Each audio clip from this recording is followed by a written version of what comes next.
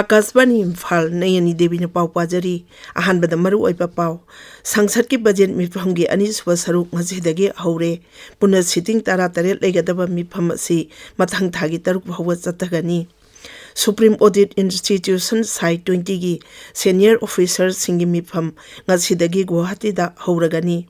भारत की the 11 whisperers ना best documentary short film category दा ऑस्कार अवार्ड फंगले अमसुंग वर्ल्ड हेल्थ ऑर्गेनाइजेशन की director general Tedros Adhanom Ghebreyesus ना हाइरी कोविड-19 के हौरफम थिदोपा हाइबसी अचुंब खोंगथांगनी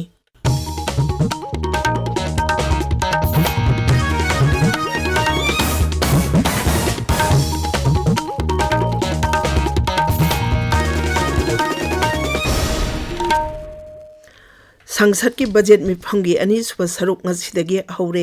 पुनः सिटिंग तरा तरेट लेगदब मिफम असि मथंग थागी तरुक फाव चथगनी मिफम असि था अमा रिसेस लैरुरब मतुंगदा ngasiदगी मुक चथबा हौबनी मिफम निंगथिन अमसुंग नियम चुमना चथबा यानबगीदमक मिफम असि मांगोइनना दोल पुनमकी मिफम अमा राज्य सभा के चेयरमैन जगदीप धनकर कौदुना न्यू दिल्ली दंग Arang पांगथोखरे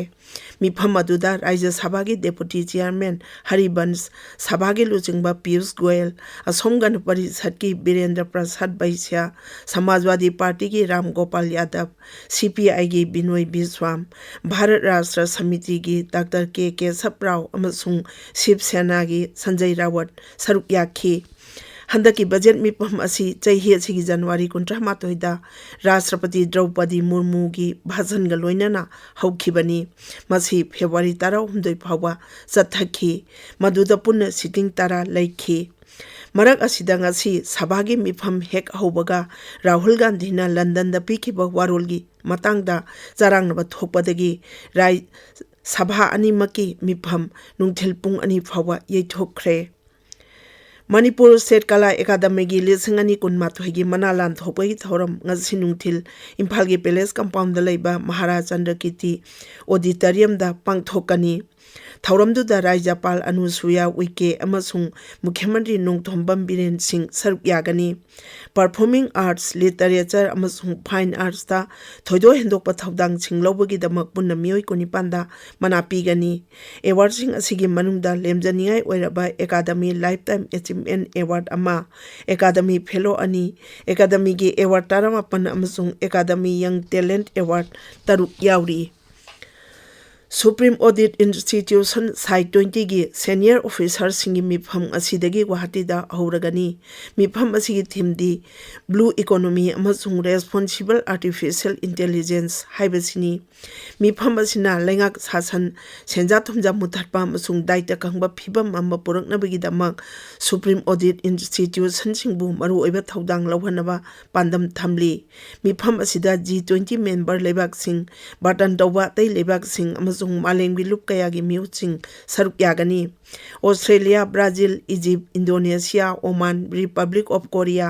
Russia Saudi Arabia Turkey अमसुंग UAE की सुप्रीम ऑडिट इंस्टीट्यूशन सिंग सरुक यागनी ब्लू इकोनॉमी हाइबदी सेल थुंगी फिबम फगत हनबगी दमक समुद्र की रिसोर्सिंग सिजनबा हिंगबगी थाक फगत हनबा लोइनाना इकोसिस्टम की फिबम कायहंदना थबक पिनबा होनबनी गुवाहाटी द पांगथोकदौरिबा मिफम असिगी मनुंगदा सुप्रीम ऑडिट इंस्टीट्यूशन इंडियाना ब्लू इकोनॉमी अमसुंग रेस्पॉन्सिबल आर्टिफिशियल इंटेलिजेंस की कंसेप्ट थीम सिंग मियाम द खंगनगनी अरुणाचल प्रदेश लालहौलुब Eastern Naga National Government ENNG की केदर तारा मंगा ngarang मुख्यमंत्री पेमा खंदुदा खुलाई तातोक्तुना चंगजरखरे इटानगर दा पांगथोकिबा थौरम अमदा राज्य सरकार दा चंगजरखिबा मियोय तारा मंगा दुगी मनुंगदा लालहौलुब असिबु इंग्लिश सिंगनी तारा मंगा दा लिंखतखिबा अमदी लुप असिगी प्रेसिडेंट छु ओइरिबा एसआइस तोसा मुनझांग याउरी मसिगा लोइनना चहिनि पांचुमना थबक तौरखिबा लालहौलुब असि लेइत्रे EANG लालहौलुब असि अरुणाचल प्रदेश की लोंगदिंग अमसुंग चंगलांग जिला सिंगदा मपुंग ओइना थबक तौबा कांगलुपनी मेघालय की मुख्यमंत्री कोनाट के संगमागा उपराष्ट्रपति जगदीप धनकर गा ngarang न्यू दिल्ली दा उनखरे Madugi mamangda Sri Sangmana, Rashtrapati Draupadi Murmu amasung Kendragi Sel-Thum Mantri Nirmala Sitaraman gasu unaki. Sri Sangmagi khongchat asida Upamukhyamantri Preston Jinchungsu loinaki. Meghalaya Vidhan Sabhagi budget mifam tha si kundagi haugadawriba sigi mangoinana finance ki phamsu pairiba Mukhyamantri na Srimati Sitaraman ga unakiba si yamna maru oina launari. Tabiriba pau si Akashvani Imphal dageni. America da pangthokpa marphudra manga suba Academy Award thoramda Bharat ki The Elephant Whisperers na Best Documentary Short Film category da Oscar Award phangle. Minute nibuhathoi sangba documentary film asida mama mapa leitraba samung macha amaga mahakpu senaba miyoi singal lainaba mari adu utli. S.S. Raja Mauligi film RRR gi isai natu natuna Best Original Song gi Oscar Award phangle. RRR asi haukiba jahi kunlom asida Academy Award ki damak nominate toba ahanba Bharat ki film oire aduga film asigi isai natu natuna Oscar gi damak nominate toba ahanba Bharat ki film isai oire. Mana si phanglakpada Pradhan Mantri Narendra Modi na film asigi team da nungaiba phongdorakli. Pradhan Mantri na Best Documentary Short Film category da Oscar Award phanglawe Elephant Whisperers ki team busu thagatpa phongdorakli.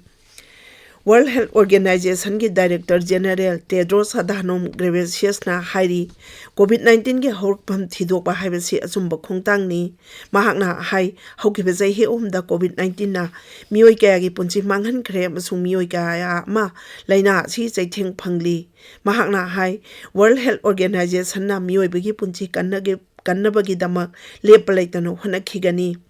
Sayol khargi mamangda America gi agency amana COVID-19 asi China gi laboratory amadagi leak oirakpadi tholakpa oiramba yai haina phongdokhraba matungda Sri Tedros na wafam asi phongdorakpani. Masigi tungda maikai kayadagi tamthiraba corona virus ke horokpham khanganaba UN da taksilakhi. WHO gi kangbu amana English singani kunmathoi da ahanba COVID ki case thengrakhiba China gi Wuhan amasung atai mafam singja chatuna thijinbada virus si sekbidagi miyoibada sandorakpa oiramba yai haina report tawki. Adu moinamak makha taba thijinbagi tangai phadaba lei haina phongdokhibani. Electronics amasung IT gi Rajya Mantri Rajiv Chandra Shekhar ga laibak asigi startup singi mihutsinga unaduna Silicon Valley Bank Financial Collapse na piba chaithengi matangda khanagani. Twitter da thagatpak warol amada Sri Chandra Shekhar na hai anoba Bharat ki sel thungi lamda startup singna maru oiba thodang lauri. Sri Chandra Shekhar na hai mifam asigi manungda Narendra Modi na lujingba sarkar asina sel thungi awaba matam asida kari thabak paikhatkadage haibagi matangda khanagani. Mantri na hai Silicon Valley Bank ki wathok asina malem pumbagi startup singda chauna apanba pire. Med Department na hairi lakliba numin inida nungchup thangba Himalayan region da parapna nungchuraba yai. Nungchup Bengal, Punjab, Rajasthan amasung Sikkim da akhak arawa loina nungchuba amasung nungchitkana silaba yai hairi. Pau asina makhata na hai Punjab, Haryana, Rajasthan ki nungpok thangba mafam sing Chandigarh, Delhi, Uttar Pradesh na chingba mafam sing da sabai ki chang Celsius degree kunthra dagi kunthra humdoi phawba oigani. Punjab, Haryana, Chandigarh, Delhi amasung Uttar Pradesh ki mafam singda sabagi chang asi mahusagi chang dagi Celsius degree ahumdagi manga phawba hengani hairi. Nupi ki Premier League Cricket ngasi numidang Delhi Capitals ka Royal Challengers Bangalore ga Mumbai gi DY Patil Stadium da thengnaragani. Ngarang sanakiba match tha Mumbai Indians na UP Warriors pu wicket nipan dam aithiba pikhi. Thoina bagi damak ranjam humphulauga tabada Mumbai Indians na over tara taret ball ahumda wicket ani turaga ranjam humphumari laukhi. Aroibada maruoiba pau amu ana sangsat ki budget miphamgi ani suba saruk ngasidagi aure puna sitting tara taret legadaba mifam asi mathang thagi taruk phawba chathagani. Supreme Audit Institution Site 20 gi senior officers singi mifam ngasidagi Guwahati da auragani. Bharat ki The Elephant Whisperers na Best Documentary Film short film category da Oscar Award phangle amasung World Health Organization ki Director General Tedros Adhanom Ghebreyesus na hairi COVID-19 ge horbam thidokpa haibisi achumba khungthang ni paulu jar